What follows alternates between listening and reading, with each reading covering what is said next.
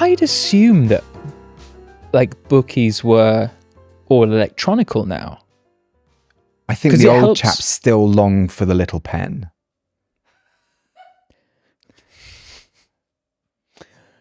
I have the same idea.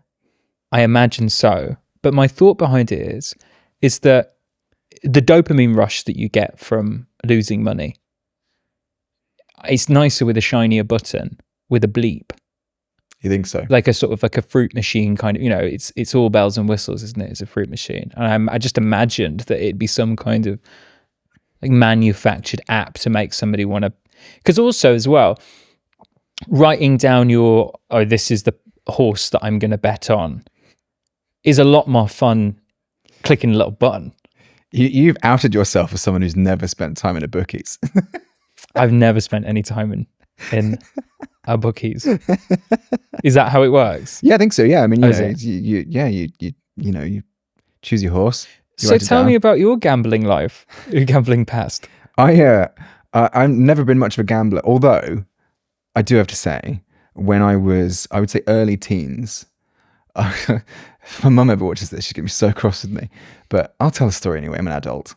I used to have like very limited like spending money as a sort of teenager, because what I'd inevitably do is go out and spend it on a little bottle of vodka and 10 Richmond Super Kings. So I'd sort of leave the house with about £5, which, believe it or not, from the century that I was born in, it was almost enough to get both those two things. Yeah. But it wasn't quite enough to have a really properly good time. So like what I used to do is I'd take that money and I'd go to the local like arcade bowling, like Laser Quest place. And they had a really good selection of fruit machines. And we're talking like just an era just gone where those fruit machines were just a little bit more analog than they are now. They're all like, Was it like a crank? Not quite. But they were mechanical in the sense that you could tell whether or not the machine was full of money based on the sound the coin made when it went through the coin slot. Because they had like a main tray where the pound coins went into, and then a reserve tray.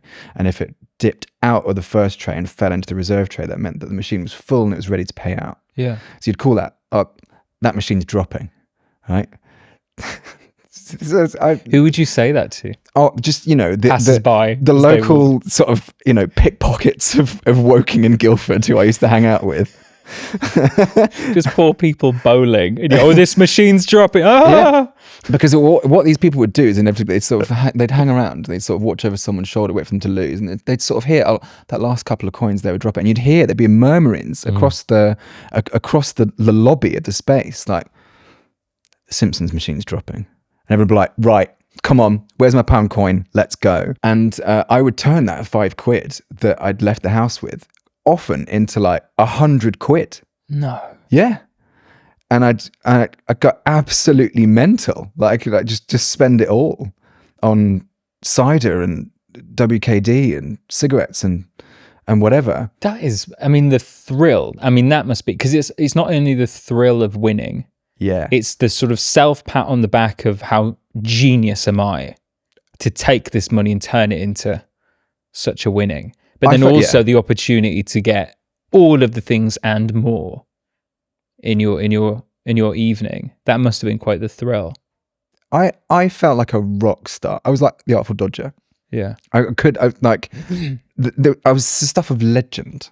Like, oh, that machine's just paid out. Oh my God, that machine's just paid out. Yeah. Let's go to Odd Bins and get someone to go buy us some alcohol. But you'd gather a crowd. You'd gather a crowd at these things because you'd learn how the machines work, because they were a little bit more old school. So they had some logic built into them, which was infallible. So, like, for example, I can't even telling you this. It's like I haven't talked about this. You haven't told me at all. In, I would say, 27 years. Maybe not, maybe 25 years. But like, you'd learn the rules and the logic of the machines where, like, the second you get up onto the board and you're sort of playing the game, so you're actually in it, it can't, you'd always hear someone say, can't fuck you on the first move. Someone would say that within earshot, and you'd be like, yeah. So some of them would be higher or lower, right? So you'd have like 1 to 12. If you started on an 11, obviously a normal person would go, well, I'll go lower because I'm at 11, right? No, if it's your first move. And it was like the party trick. You'd be like, I'm on the board, great. I'm going to go higher than 11. Someone would gasp. They'd be like, oh, he's gone higher than, he didn't mean to do that. And then it would come up 12 and I'd be like, yeah, watch me. It was like Pinball Wizard. Wow. But a bit more like chavvy. So were you the sort of like, were you saying that you were renowned for this skill and for this knowledge? Also, the knowledge of knowing whether, so if you get 11 to get higher, did anyone sort of copy you? Were you like a bit of a trendsetter? Oh yeah, I mean, obviously I learned that from someone. Yeah. And, you know, inevitably the person who gasped the first time seeing that, and then the person who goes, we can't fuck you on the first move. Right. Collectively, everyone who witnessed that would be like, well, I remember that. Yeah. You know. It was the sort of headline of the evening. And they go, well, like, everyone knows, you know. The Artful Dodger becomes the Fagin. Right. Yeah. Yeah. How did I begin talking about this? I don't know how we started. It was about little pens. It's about little pens. So, you asked me about my gambling when I was younger. Yeah. Bit of that. But then also, friends of mine on the school lunch break, and a little bit older, would go to like the bookies and they play those fixed odds betting machines where it is essentially just like a screen and like a virtual roulette machine. And that feels a little bit more digital, I suppose, like less connected to that like bygone analog era of the fruit machines I was playing. This is purely just like hit the button, did I win? No. Hit the button, did I win? No. And like that feels like what they did then was they made money feel like it wasn't real. Yeah. So you weren't really losing money. Yeah. And it was just like pushing buttons and it was just this gamification of the whole thing. Yeah. That feels really scary to me.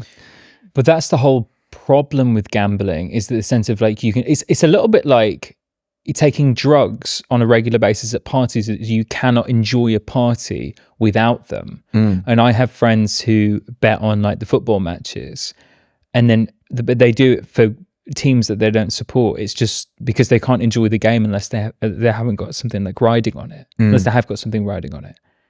And I always feel like it's a little bit like you sort of desensitizing your enjoyment of something. You have to up the stakes constantly, and then it gets more and more and more and more.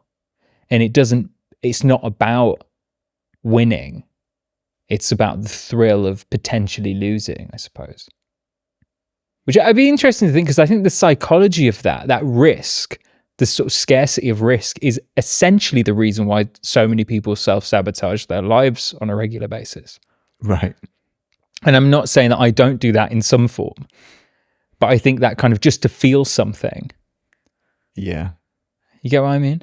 I do. And I think maybe in a way, I certainly feel like gambling as a pastime. You don't see a lot of women in the bookies.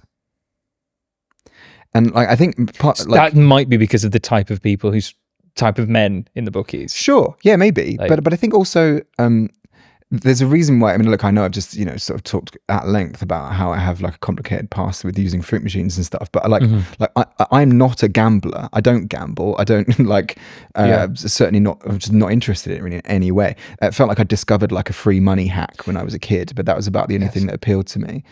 But I think as men, I think it was quite interesting. Maybe something that sort of like you and I have found a lot of things that we have in common, and what our view on what being men means to us.